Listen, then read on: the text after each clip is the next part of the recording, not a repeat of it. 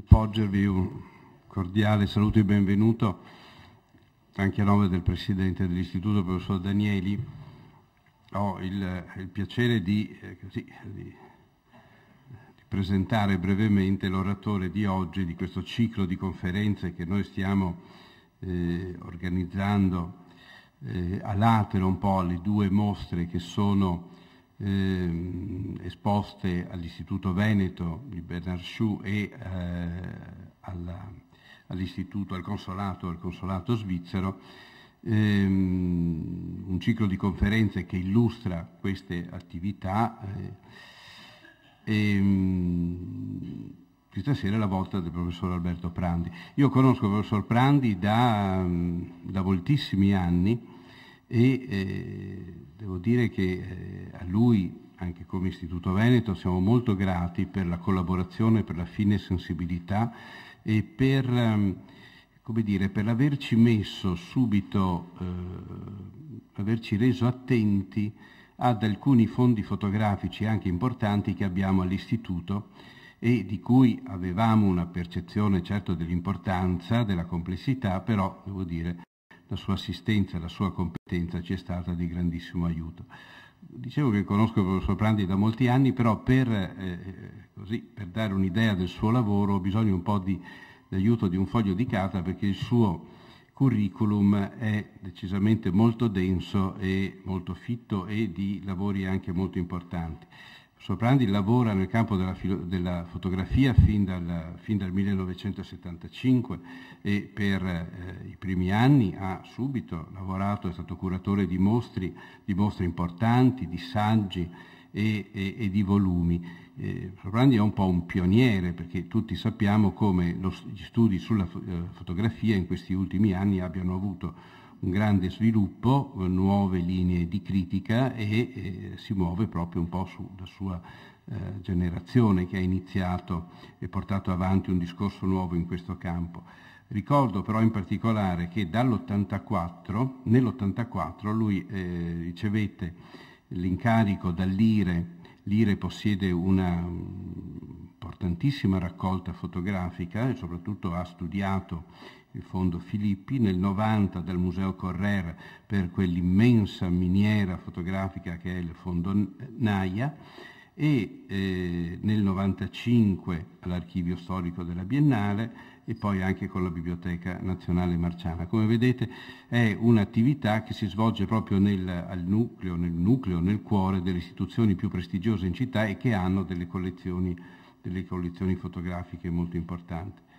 E di lì poi dal 95 in poi in particolare inizia la sua attività di docente di ruolo, prima all'Istituto, alla Facoltà d'Architettura qui a Venezia, poi all'Università di Verona e finalmente dal 2004 è titolare dei corsi di storia della fotografia alla Facoltà di Lettere qui a Ca' Foscari a Venezia. La sua attività anche come pubblicista, come studioso, come scrittore è importante. Io vorrei però qui, visto che siamo in casa dell'Istituto, ricordare alcune attività che l'Istituto ha organizzato e che si sono avvalse della sua consulenza, della sua capacità anche di organizzazione. In particolare ricordo la mostra veramente molto bella dell'acqua e la luce che avevamo organizzato sugli esordi della fotografia a Venezia, sugli esordi dell'immagine di Venezia nella fotografia che avevamo promosso in occasione del 150° dell'Unità d'Italia e anche fino a questa sua ultima partecipazione alla mostra appunto qui sull'ultima Venezia. Oltre a questo vorrei ricordare quanto col professor Prandi stiamo facendo per cercare di valorizzare alcuni fondi importanti fotografici all'interno dell'Istituto e stiamo conducendo un'analisi, credo che anche dal punto di vista scientifico molto particolare, cioè come valorizzare la documentazione fotografica all'interno di archivi che non sono fotografici, soltanto fotografici. Noi abbiamo degli archivi all'Istituto che sono archivi di archeologi, di scienziati, di storici, che raccolgono anche, per tutta una serie di vicende, anche degli importanti fondi fotografici. Però l'archivio non è soltanto di fotografie. Questo, ai fini della valorizzazione, dello studio, dell'archiviazione, presenta dei problemi specifici che istituzioni un po' come la nostra stanno proprio abbordando proprio in questi anni. Devo dire che in questa nuova linea di ricerca il professor Prandi insieme alla dottoressa Filippin ci stanno dando un aiuto, devo dire che è veramente molto molto importante e anche innovativo, e spero che riusciremo presto anche a organizzare delle mostre su questi fondi che sono inediti, sconosciuti e che presentano effettivamente anche, proprio perché non fatti da fotografi ma fatti da studiosi, presentano delle particolarità specifiche. Cedo subito la parola al professore, ringraziandolo ancora di essere qui con noi questa sera. Grazie Sandro. Il dottor Franchini è molto generoso, devo dire, quindi va bene. L'immagine di Venezia nell'editoria fotografica degli anni 30-60. Il titolo è laconico, ma spero che l'intervento non lo sia, ma è così perché sostanzialmente è un lavoro che è stato sollecitato e non previsto dalla presentazione dall'opportunità della presentazione della mostra di Gotthard Schuh. Schuh viene a Venezia parecchie volte nella vita, a parte dalla metà degli anni 30 torna a Venezia e poi, diciamo, a fine carriera decide un po' di chiudere la sua carriera. Schuh era malato e quindi una malattia lenta, così, e decide di chiudere con un libro su Venezia. Il fatto che sia un libro ha sollecitato un progetto che da lungo tempo era lì in cantiere, ma non riusciva mai a trovare il motivo per prendere forma, perché c'è un'abitudine, una consuetudine sostanzialmente tra gli storici della fotografia di osservare le fotografie come fossero quadri, cioè opere singole staccate dal contesto. Nel tempo, da un po' di anni a questa parte, ci si è resi conto che la fotografia singola così com'è spesso non corrisponde né al progetto del fotografo né al prodotto con cui noi conosciamo la fotografia.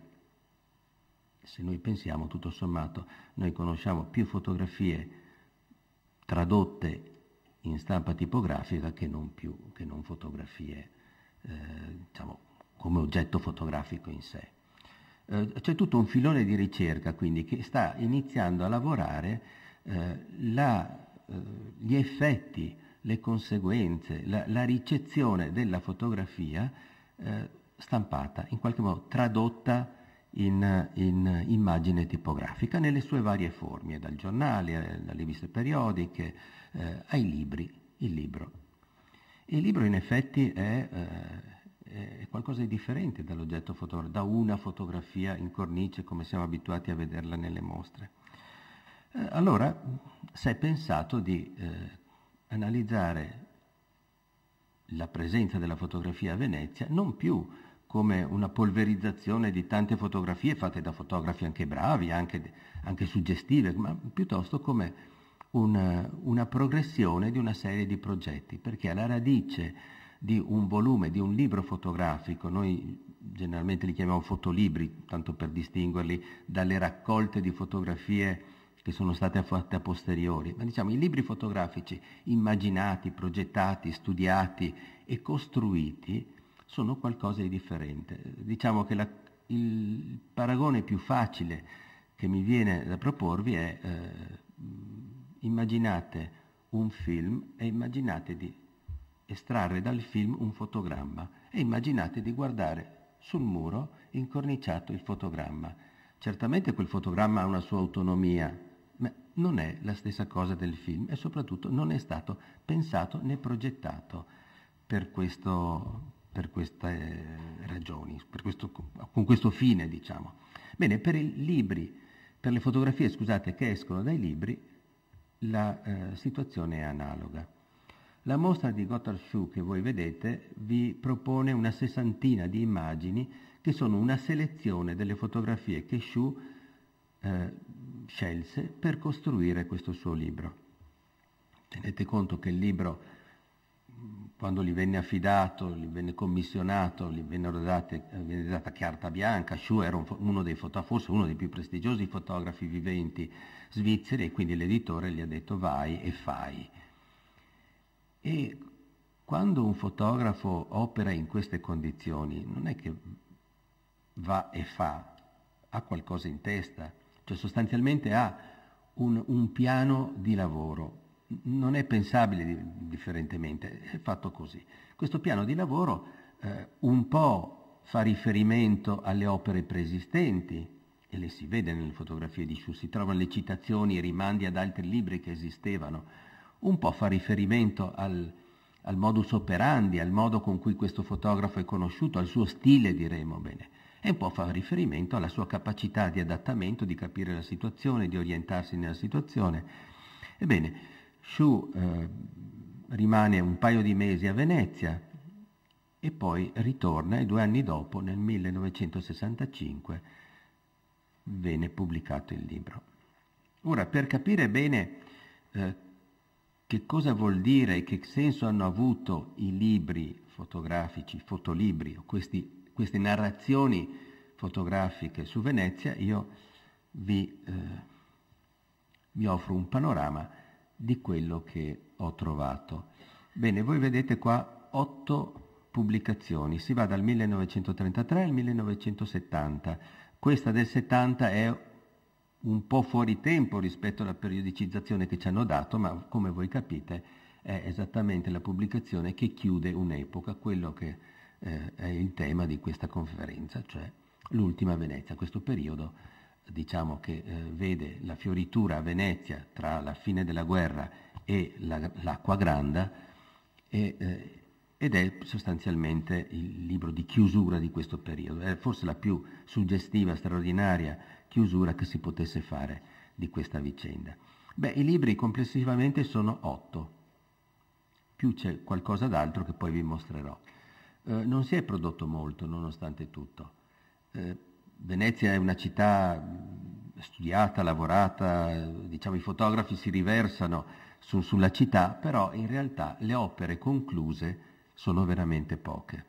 Quindi 33, questo primo libro, Venedig mit der Leica, di Pestalozzi, poi nel 41 un libro splendido, un grandissimo libro di grande formato, che è una specie di apoteosi della monumentalità veneziana, poi Leitz, un libro importantissimo dal punto di vista del rapporto tra l'arte e la fotografia, e poi infine Venise a Fleur d'Eau, che è sostanzialmente il primo libro di Fulvio Reuter. Ne seguono a distanza, vedete, 54 la produzione si ferma e poi si riprende nel 62, all'inizio degli anni 60.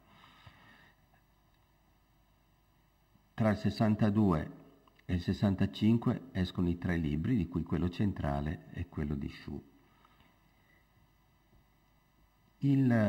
Per capire forse qual è l'impatto, diciamo così, del primo libro, sostanzialmente di Venedig mit der Leica, conviene capire cosa si faceva prima, rapidamente, veramente per chi ha meno confidenza.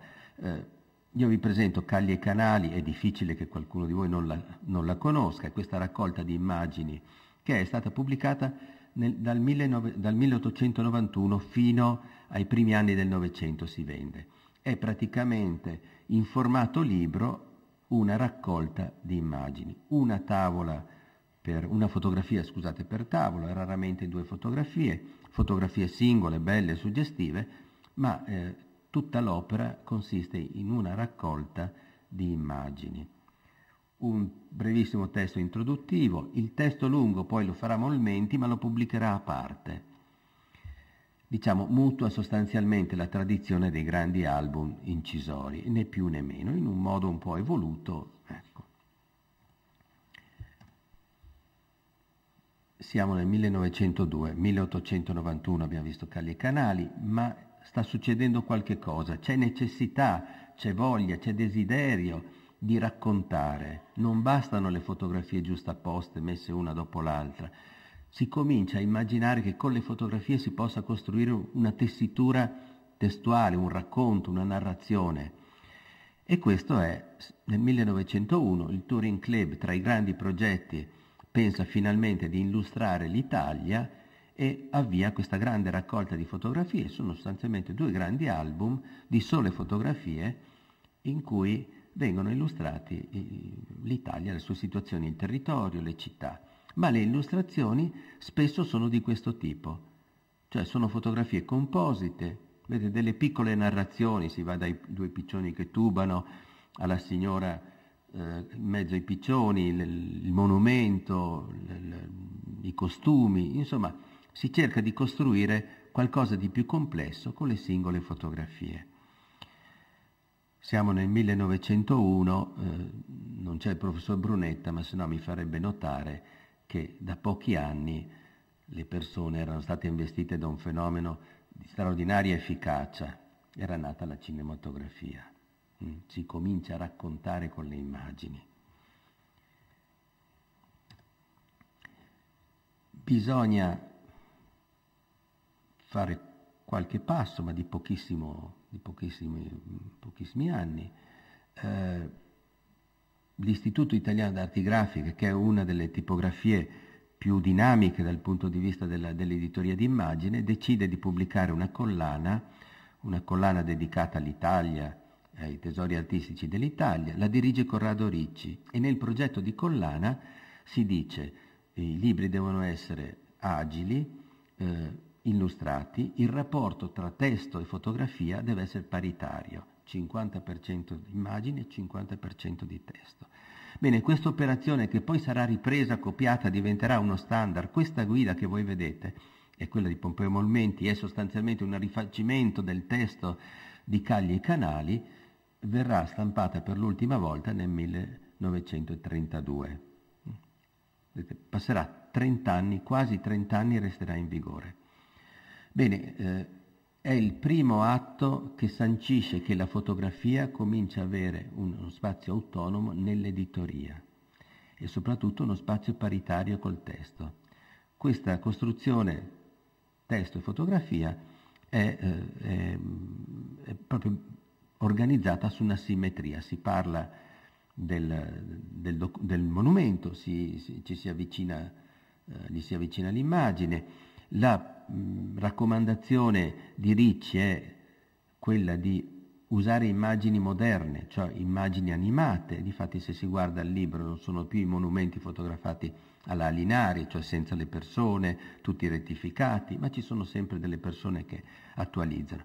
Bene, questo è praticamente il contesto in cui si inseriscono i fotolibri. Per capirci bene, i fotolibri sono libri costruiti quasi esclusivamente con immagini o in cui l'immagine è determinante, perché l'immagine ha la capacità di raccontare così come il testo raccontava un tempo. Se noi osserviamo, questo è Ugo Mulas, se voi osservate il racconto o la narrazione che si può ottenere coniugando queste 2 fotografie, capite quanta strada si è fatta. E evidentemente questa strada è dovuta un po' all'abitudine di vedere le fotografie, alla pratica di lettura. Mano a mano che si prende consuetudine con le fotografie cominciano a restituire. Bene, questo è un po' il contesto. Quando Pestalozzi giunge a Venezia, anche Pestalozzi sta qua un paio di mesi, e nella tradizione delle gite fotografiche, i cineclub a questa data organizzano moltissimo i fotoclub, scusate, organizzano i fotoamatori e grandi viaggi di riprese, di campagne fotografiche, sono un'attività molto dinamica. Pestalozzi si comporta come in un viaggio fotografico, sta 2 mesi e fotografa con questo apparecchio straordinario, che è un oggetto compatto come non si era mai visto, forse la più prestigiosa delle macchine fotografiche che sono state immaginate, la quale utilizza pellicola cinematografica, che è una pellicola 35 mm particolarmente compatta.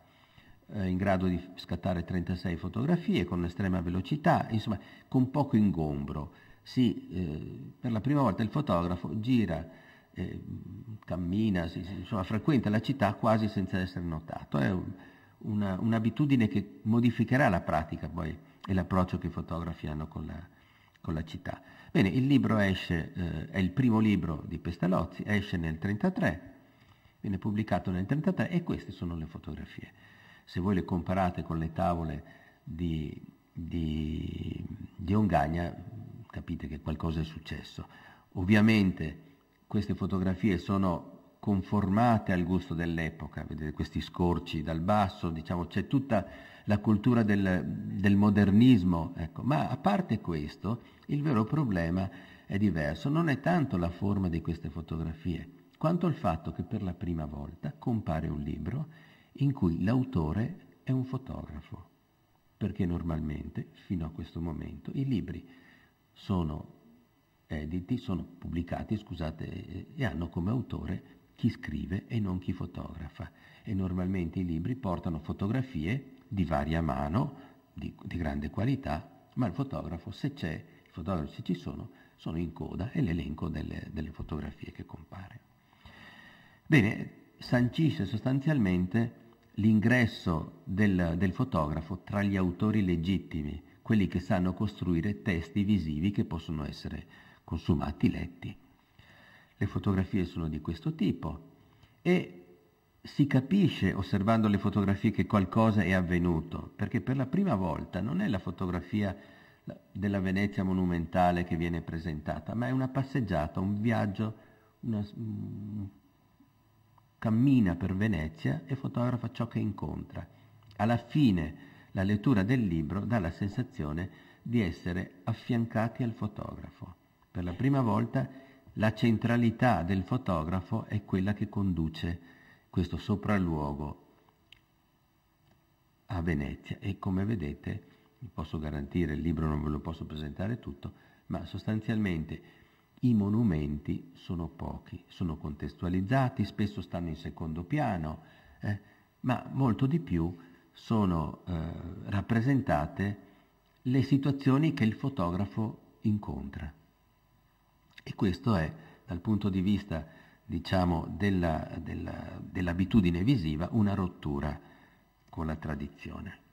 Bisogna poi aspettare fino al 1941, quando Rubier, con un editore francese, mette in cantiere questa grossa collana di pubblicazioni.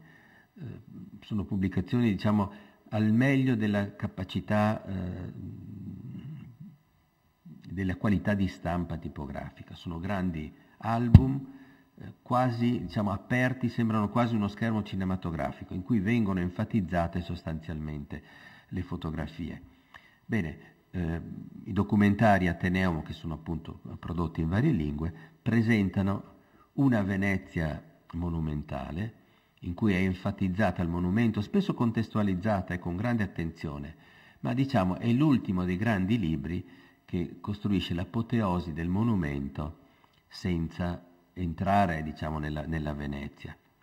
E difatti, diciamo, godono di una grande fortuna internazionale e vengono ripubblicati. In mezzo c'è la guerra.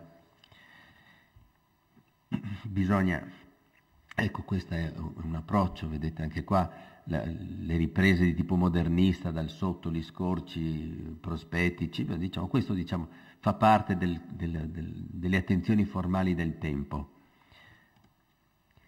Ma bisogna arrivare al 1953 perché compaia sulla scena un libro che forse è il più bel libro che è stato prodotto su Venezia dal punto di vista del legame con i produttori, le avanguardie e le persone che ci hanno operato.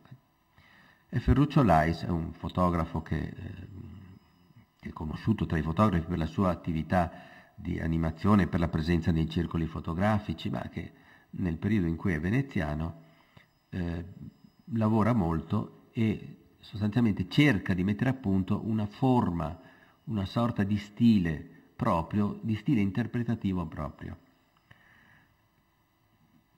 Ferruccio Lais non è è legato sostanzialmente a una serie di ambienti artistici, ma non è un artista, non si considera un artista. Incontra Daria Guarnati. Daria Guarnati è una gallerista parigina, adottiva milanese, apre una galleria a Milano e Daria Guarnati lavora a fianco a Gio Ponti. Daria Guarnati propone all'AIS di costruire questo libro. Il libro in questo caso non era progettato, è un progetto a più mani sostanzialmente. E nel 1953 viene pubblicato in doppia edizione italiana e francese. Venise vu par Ferruccio Lais, Venezia vista da Ferruccio Lais. Non solo l'autore viene dichiarato, l'autore delle fotografie viene dichiarato, ma qui l'autore ha anche l'autonomia di una propria visione, propone qualche cosa, propone un modo di vedere, di interpretare, di guardare a Venezia. Per capire il clima, forse conviene che io le citazioni sono poche, sono due, non vi torturo tanto, però queste sono così divertenti e significative che vale la pena di leggerla. Vi propongo una parte, un brano dalla presentazione che probabilmente, anzi quasi certamente, Gio Ponti fa del libro su Domus. Domus, voi sapete, è una rivista di grande circolazione, molto qualificata. Dice: Daria Guarnati ha edito una raccolta di fotografie eccezionali di Venezia di Ferruccio Lais. Questo volume riabilita i souvenir de Venise, rappresentandoci uno d'altro valore d'arte. Pubblichiamo accanto alla copertina una lettera di Cocteau a proposito dell'effetto della copertina a rovescio. Questi uomini hanno le osservazioni instancabili. Guidati dalla pronta immaginazione, il cavallo capovolto diventa un diavolo che fa un amichevole saluto a tutti.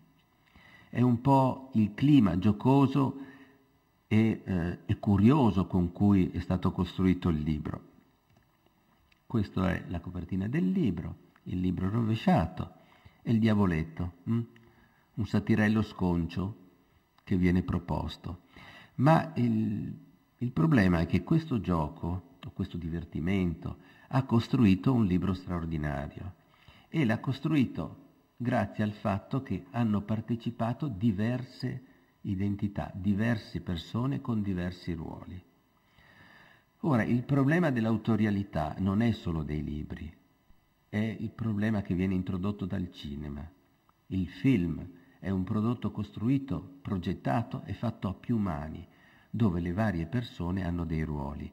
Bene, a partire dagli anni 30, usciti diciamo dalla crisi del film muto, quando si rilancia, si riparte a produrre film, si apre immediatamente il dibattito di chi è l'autore del film, fino a che non si arriva a concordare, a fatica, che l'autore è il regista.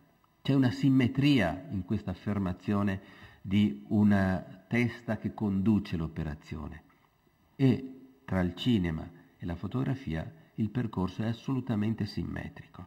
Bene, più persone danno luogo, costruiscono questo prodotto, assolutamente divertente. Queste due tavole che vi mostro sono l'apertura e la chiusura del libro. Gio Ponti dirà in un commento: i piccioni, il ferro da gondola, sono i simboli della Venezia, sono i simboli dell'aria, del cielo, i simboli del mare e i simboli della terra.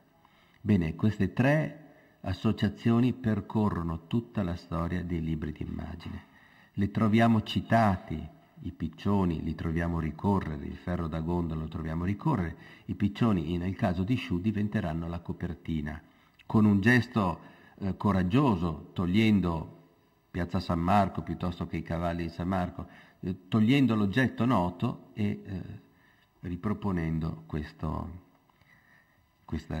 icona sostanzialmente di Venezia. Bene, ma com'è costruito?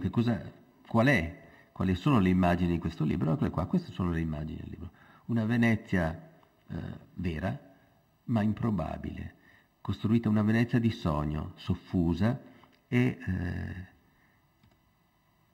con queste scalli, con queste rive assolutamente immerse in una luce, non si sa se è nebbia o se è la luce che disfa sostanzialmente la città, con questi riflessi, con l'acqua sostanzialmente che ne restituisce un'immagine di nuovo liquefatta,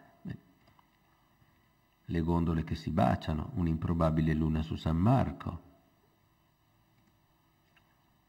questi edifici immaginifici che nascono dall'associazione degli edifici più noti. Bene, il libro è costruito così, è tutto sostanzialmente un grande sogno di grande efficacia visiva, devo dire. Ora tutti quanti sono concordi di sposare il libro in fondo le esperienze surrealiste, a questo grande tentativo di mettere in forma, in immagine, l'immaginazione oppure il rapporto che le persone ebbero con la città, il rapporto di sogno e di fantasia sostanzialmente. Bene, questo libro è forse la più significativa delle esperienze fotografiche che in Italia abbiamo che sposi questo tipo di approccio. Bisogna dire però che la Guarnati aveva da tempo in mente di pubblicare un libro su Venezia, perché il problema di ridefinire l'immagine di Venezia non è degli anni 50, ma è un problema che si sente emerge immediatamente alla fine degli anni 30, quando con la crisi di regime, sostanzialmente con l'entrata in guerra, molte delle persone che appoggiarono il regime iniziarono a scostarsi, a prendere le distanze. Bene, da questo momento crolla il mito di un'idea della grande Venezia e si comincia a ridefinire, a pensare che l'immagine di Venezia debba essere differente. Bene, all'origine di queste idee, di questa ricerca delle altre Venezie, delle Venezie differenti, della Venezia minore di Pasinetti che ora vedremo, c'è proprio questo allontanamento dalle promesse del regime. Bene, un progetto di Daria è del 1943, una decina d'anni prima. Daria conosce Francesco Pasinetti perché pubblica Francesco un testo su una delle riviste di Daria, Aria d'Italia si chiama, una bellissima rivista che esce in 8 numeri monografici, circa uno all'anno, e quindi si accordano, propone a Francesco di produrre un libro fotografico. Francesco sta iniziando a coltivare molto le sue fotografie, ha un archivio fotografico significativo e quindi immediatamente Daria gliela propone. 2 giorni dopo Francesco ha già spedito una selezione di fotografie e manda questa lettera di cui noi conosciamo la minuta. Le fotografie, dice Francesco, sono oltre 200, non tutte pronte per essere riprodotte, alcune ve le spedisco, eccetera. Io ho pensato, ed è già pronto, un breve testo introduttivo. Francesco era pragmatico. Poi soltanto fotografie, una per ogni pagina, con un breve titolo sotto ciascuna. La disposizione delle pagine potrebbe essere, secondo le mie idee, pressappoco questa. Questa è la minuta, non abbiamo la disposizione, ma insomma abbiamo altri libri che ci fanno capire come Francesco operava. E la parte più bella è sostanzialmente più rivelatrice, è il titolo, dice. E il titolo del volume, pensavo e penso tuttora, che potrebbe essere il seguente. Questa è Venezia, vista da Francesco Pasinetti in 200 tavole fotografiche. Il problema, Francesco è una persona estremamente attiva nel dibattito su chi è l'autore del film e evidentemente lo stesso problema lo percepisce anche per la fotografia. E quindi questa è Venezia, propone sostanzialmente una serie di fotografie che noi abbiamo ritrovato, perché tra gli archivi di Francesco, nella scatola Venezia minore, c'è una serie di bustine che contengono i negativi e le stampe a contatto che hanno una numerazione particolare, un quadrato con dentro il numero di serie. Bene, ricomposta la numerazione, non abbiamo trovato tutte le 220, ma l'80% delle fotografie è stato rintracciato, possiamo ricostruire il libro. Bisogna tener conto che Francesco aveva appena prodotto Venezia minore e aveva prodotto non solo Venezia minore, ma una triade di film: I Piccioni di Venezia, La Gondola e Venezia Minore, esattamente in simmetria con i 3 simboli di Venezia, con le 3 icone di Venezia. Il libro è questo, ve ne do una sintesi, un'anticipazione, lo stiamo lavorando e tra breve pubblicheremo poi la serie completa. Il libro si apre con il Leone di San Marco, la colonna, poi si sposta sostanzialmente mostrando Venezia come città d'acqua e poi a un certo punto entra nella Venezia. Una serie di percorsi, non sono percorsi che corrispondono a percorsi reali, ma inizia a osservare questa Venezia sostanzialmente cercando di nuovo la Venezia antimonumentale. La riprende dall'alto, dal basso, in visioni inconsuete, scopre degli scorci sostanzialmente che compaiono girato l'angolo, insomma diciamo esplora Venezia e chiude Venezia con una fotografia che Pasinetti ha usato già più volte, che è una fotografia di Costanziaca. Costanziaca, per chi non la conosce, è quest'isola della Laguna Veneta che fu un grosso centro vitale fino al XIII secolo e poi si perse. Oggi rimane solo del sedime e la memoria.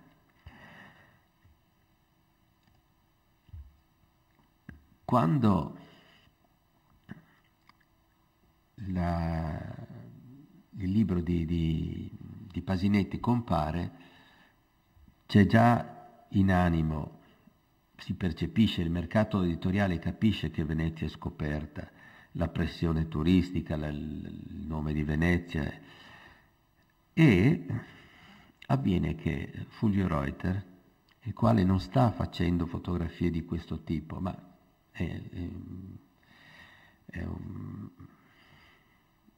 ha capacità imprenditoriale, si muove, gira, cerca delle occasioni.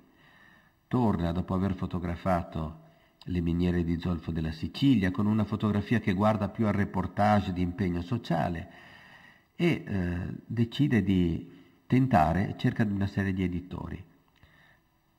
Tra gli editori telefona a questo editore di Losanna, che è un editore che gestisce uno dei più prestigiosi circoli del libro, e dice: ma io sarei interessato a passare da lei. La racconta così Fulvio Reuter, ma c'è da credergli perché i fatti sono riscontrati. Dice: sarei interessato a passare da lei se lei mi riceve. L'editore dice: venga quando vuole. Una settimana dopo Fulvio Reuter simula un viaggio a Parigi e dice: sono di passaggio, posso... e propone all'editore un libro su Roma. Questo gli dice: ma guardi, su Roma abbiamo già prodotto qualche cosa, ma insomma, non abbiamo tanto interesse. Ma lei di dov'è? Di Venezia? Beh, avrà una montagna di fotografie di Venezia. Oh sì, certo, pare che dica Reuter. In effetti non aveva nessuna fotografia di Venezia perché gli interessi di Reuter erano tutt'altri. Sostanzialmente pensava al reportage, pensava alla fotografia di interesse, di indagine sociale, e quindi forse le fotografie di Venezia le avrà fatte per sperimentare, ma certamente non aveva. Torna a Venezia e in 2 mesi prepara questo libro. Venise a Fleur d'Eau. Il libro è uno snodo nella nostra vicenda, ma per capire che cosa avviene, che cosa è avvenuto praticamente dagli anni 40 ai primi anni 50, conviene che io vi legga brani un po' più lunghi di quello di prima, di Sergio Bettini, perché nel 1953, contestualmente al libro di Lais, che chiude la stagione delle avanguardie storiche, Bettini pubblica un libro su Venezia, che è una sorta di guida illustrata di Venezia, molto bella, un libro riccamente illustrato, ma di immagini di repertorio, cioè acquisite dai vari fotografi, Naia piuttosto che Alinari, Anderson, Fiorentini, ci sono tutti. Il testo è esplicativo, lo si capisce, ve lo leggo velocemente. Ogni città, dice Bettini, non volgare è un'opera d'arte.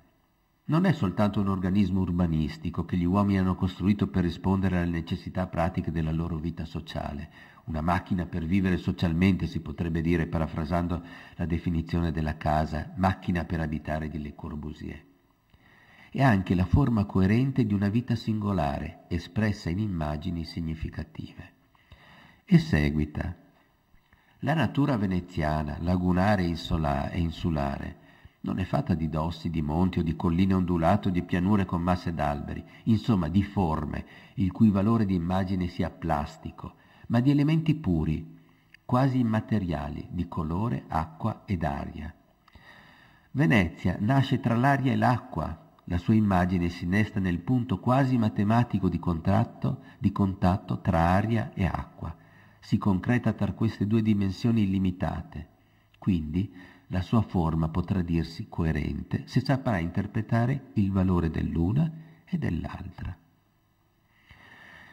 In quanto possano divenire elementi relativi ad una morfologia artistica, sia la distesa del mare, sia la distesa del cielo, non sono che superfici quasi assolute di colore, indeterminabili con la sintassi della prospettiva, sottratte alle leggi classiche della composizione. E termino, Tutta la forma di Venezia è colore, che è quanto a dire superficie, e perciò che i palazzi veneziani non sono che facciate, superfici che determinano in tutta la loro estensione, delicatamente traforata e docile ai riflessi, un sistema non di piani e di assi in profondità, ma di ombre e di luce, di incavi e rilievi, che non concede quasi nulla alle immagini plastiche o volumetriche del classicismo. Viene definito in questo percorso che Bettini poi seguiterà fino alla fine e continuerà a riproporre, ampliando, affinando, viene definita sostanzialmente questa immagine di Venezia anticlassica, fortemente anticlassica, a cui corrisponde anche una serie di studi che rivalutano le origini di Venezia, le origini romane, la connessione con la tarda pittura romana. C'è tutta una letteratura d'Origo e queste persone che lavorano proporranno e sostanzieranno sostanzialmente le analisi che vengono proposte da Bettini. Bene, è un'immagine decisamente suggestiva ed è anche pervasiva. Negli anni questa immagine si impone. Fulvio Reuter introduce questo libro con un testo suo. Era anche un abile scrittore, dopo nel tempo si è un po' stufato, ha preferito lavorare di fotografia e meno di testo. Proponendoci appunto questa Venezia vista a volo d'uccello oppure a fior d'acqua, che vi fa capire come fosse mutata il modo di approcciare la città, come fosse mutato sistematicamente proprio il modo di vederla, di costruire la propria immagine.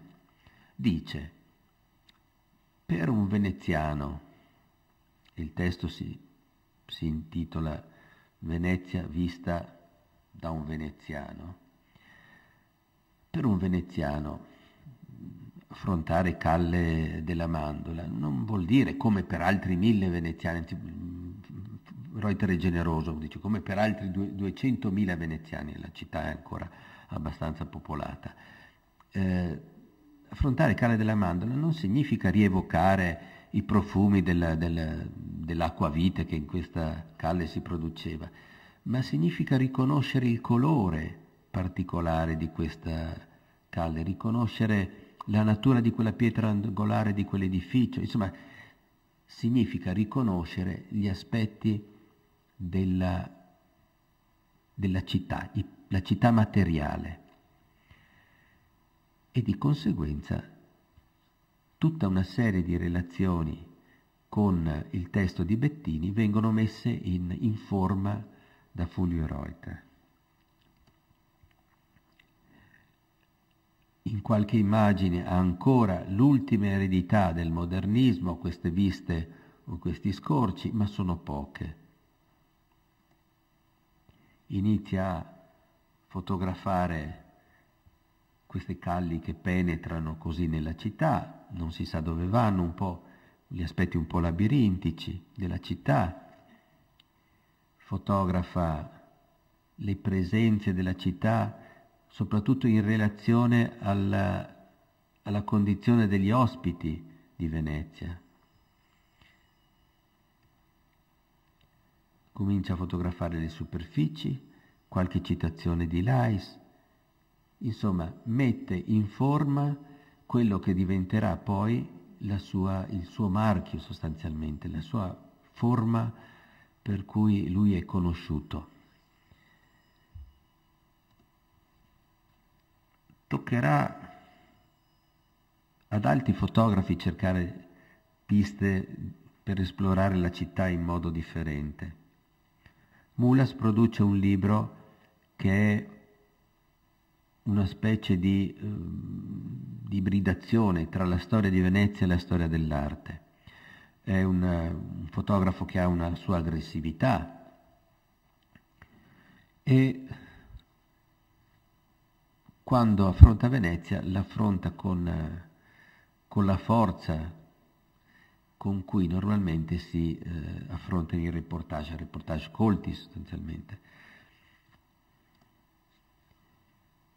Riprende Venezia negli spazi di Venezia così, però anche Mulas non si stacca sostanzialmente dall'esplorazione della città vista in superficie, solo la rende più aggressiva, come il carattere di Mulas.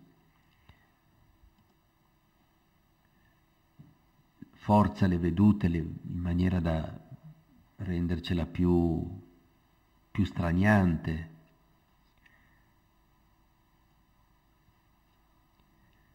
Coglie le persone che in qualche modo nella città che la frequentano.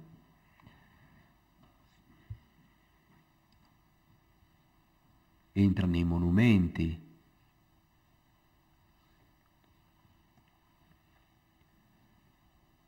I grandi monumenti li esplora dall'interno. Sono fotografie molto suggestive, evidentemente fotografie d'atmosfera.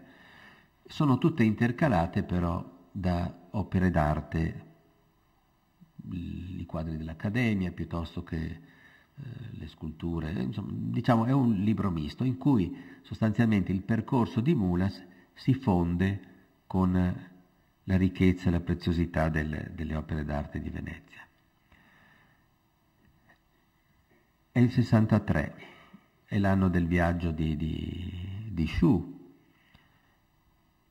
e Shu, che opera praticamente in contemporanea con Mulas, propone un approccio completamente diverso. Questa è la copertina, che vi dicevo, coraggiosa copertina per un libro su Venezia, perché promuovere un libro con i soli colombi. Però diciamo che questa serie di colombi, che questa costruzione che alla fine sembra un'immagine astratta in cui tutti questi colombi si muovono a destra e a sinistra, non si sa dove vanno, costruiscono poi un universo molto particolare, un universo in cui i colombi sembrano i protagonisti della vicenda. E all'interno del libro i colombi tornano sostanzialmente, tornano nelle varie situazioni, li troviamo che animano sostanzialmente molte fotografie.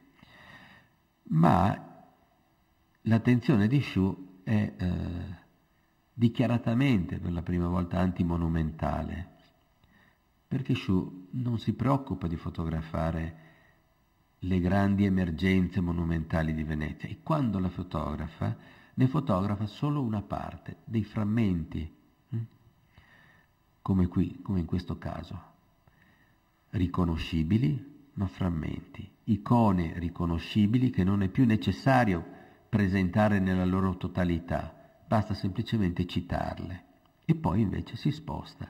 È una lunga passeggiata per Venezia, come già fece Pestalozzi, in cui Shu fotografa quello che gli è permesso da ospite di Venezia, ciò che incrocia. Alcune di queste fotografie sono però precedenti, c'è una serie di fotografie inserite in mezzo che risalgono agli anni 40 e alla fine degli anni 30. In ogni caso, Sciù dà forse per la prima volta un'immagine di Venezia in cui i protagonisti cominciano a non essere più i monumenti e neppure la città nella sua forma, ma forse le persone. E con una sintonia veramente sorprendente, alla stessa data, questo è sempre Sciù, compare il libro di Gianni Berengo Gardin. Gianni lavora da molti anni a Venezia, ma soprattutto lavora per alcuni giornali. Questa è l'edizione tedesca che ha un titolo Venedig Stadt auf 180 Insel, va bene, 118 isole, insomma, non è proprio il titolo che Gianni aveva desiderato. Però il libro è assolutamente identico. I testi di Bassani, i soldati, completano il libro e l'apertura è già eloquente. Voi vedete già si incrociano le imbarcazioni tradizionali in un punto così delicato del canale. Gianni lavora sostanzialmente per il mondo e del mondo Gianni credo che fornisca più di 300-350 fotografie nel breve periodo di vita, visto che poi ha chiuso nel 66, il mondo sta chiudendo. L'approccio sostanzialmente di Gianni è legato alla sua esperienza del mondo, oltre che alla sua sensibilità, al suo modus operandi, perché il mondo, che è un giornale di idee, che mette al primo posto e richiede sostanzialmente ai fotografi che al primo posto ci siano le persone, diventano sostanzialmente il fil rouge che conduce, che lega tutta questa costruzione, questo suo libro, che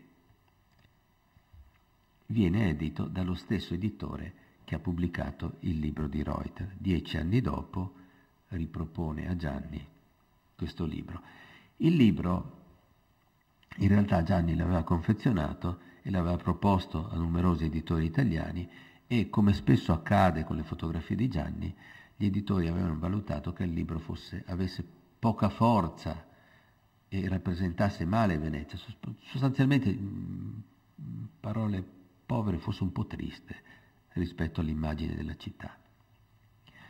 Ci è voluto Albert Mermot, che è sostanzialmente l'editore della Guilde du Livre, di questo circolo del libro che ha poi che aveva editato a suo tempo Reuter, per capire che il libro aveva una presa diversa, che era un'ottica diversa, un modo differente di indagare la città. E queste sono le fotografie di Berengo, sostanzialmente un'esplorazione del modo con cui la città è vissuta, delle persone che in città, ospiti e veneziani, fanno la città. È un lungo percorso, vedete, che si legge bene, in modo esplicito, trasparente, diciamo, attraverso i libri. Le fotografie di Gianni molte probabilmente le conoscerete, qui c'è anche un'abilità del fotografo, ma questa capacità di costruire delle storie, quelle che noi chiamiamo storie primarie, cioè le storie che si leggono nel singolo fotogramma, che sono diverse dal racconto che si costruisce assemblando le fotografie e mettendole in sequenza.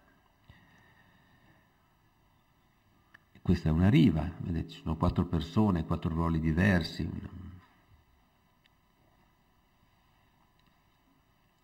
un funerale. Insomma, la capacità di centrare la fisionomia delle persone, i loro ruoli li si capiscono subito, e i ruoli delle persone stanno a significare anche un equilibrio sociale, con tutte le conseguenze che si possono leggere poi da questo tipo di rapporti. Bene, per andare verso la conclusione, analizzare i libri, vi ho detto, è un terreno nuovo sostanzialmente di lavoro per gli storici della fotografia. Nel caso di Venezia, di questi 8 libri, vedete, sono particolarmente rilevanti sia per la storia della fotografia, sia per la storia di Venezia. Per la storia di Venezia sono significativi perché proprio congelano, marcano, storicizzano il periodo in cui loro sono stati prodotti, lo aprono e lo chiudono. Per concludere vi presenterei Pasinetti, vi presenterei Venezia Minore. Venezia Minore che gran parte o parte di questa Venezia, di queste immagini, era confluita nel libro, che poi non si fece, e non si fece sostanzialmente perché per problemi dovuti alla guerra, contingenziazione della carta, insomma ci furono dei problemi. La Guarnati pochi giorni dopo quella lettera decide di abbandonare Milano e venire a Venezia. Venezia, come sapete, ha raccolto moltissimi intellettuali e quindi il libro rimase sospeso. Ma Venezia Minore, che suggerì gran parte del libro e che poi divenne sostanzialmente il modello di lettura di una Venezia antimonumentale, è particolarmente esplicito e significativo per capire esattamente il tempo, il momento e la condizione di Venezia in quell'istante. Si apre con il campanile di San Marco, il Perron de Casa, poi come per il libro c'è una serie di passeggiate, di ingressi, di esplorazioni di Venezia, e però rispetto al libro Venezia Minore presenta un gruppo di persone, una coppia di innamorati, delle ragazze alle finestre, alcuni uomini, pochissimi, 2 o 3, che fanno lavori modesti, umili, da città d'acqua, scaricano delle damigiane dalla barca, conducono, remano e niente di più.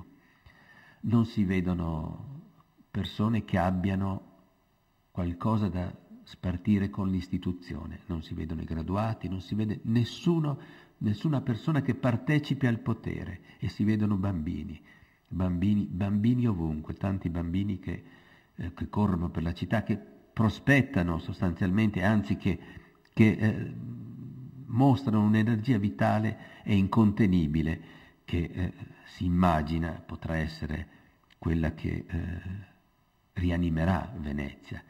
E termina sostanzialmente con questa grande sfilata di angeli, i quali, come voi vedete, non solo osservano Venezia dall'alto, ma sostanzialmente suonano le trombe a giudizio della storia e degli uomini che in questo momento stanno governando. È insomma la più grande beffa che Francesco Pasinetti sia riuscito a concertare al suo committente, perché questi film sono stati commissionati dall'Istituto Luce.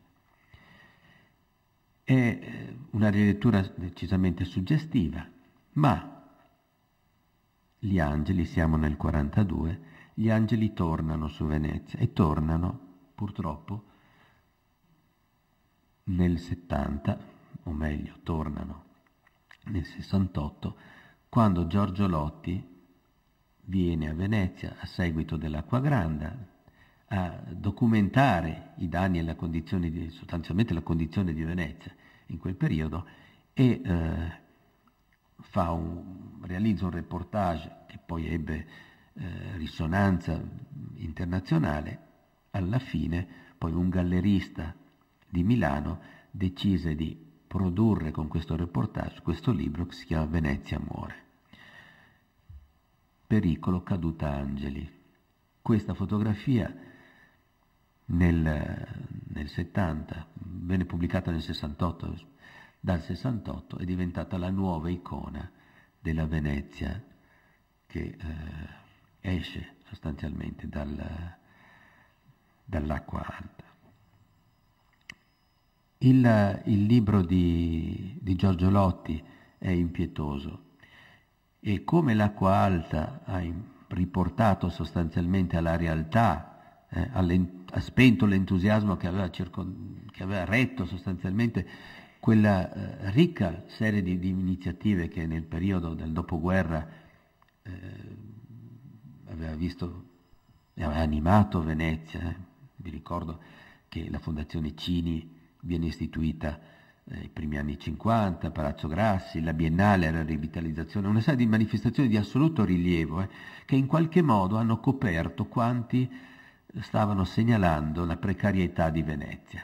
Bene, questo evento ha riportato, ha azzerrato come fosse un grado zero e Venezia è tornata, il problema di Venezia nella sua natura è tornato ad emergere. Il servizio di Lotti è impietoso da questo punto di vista.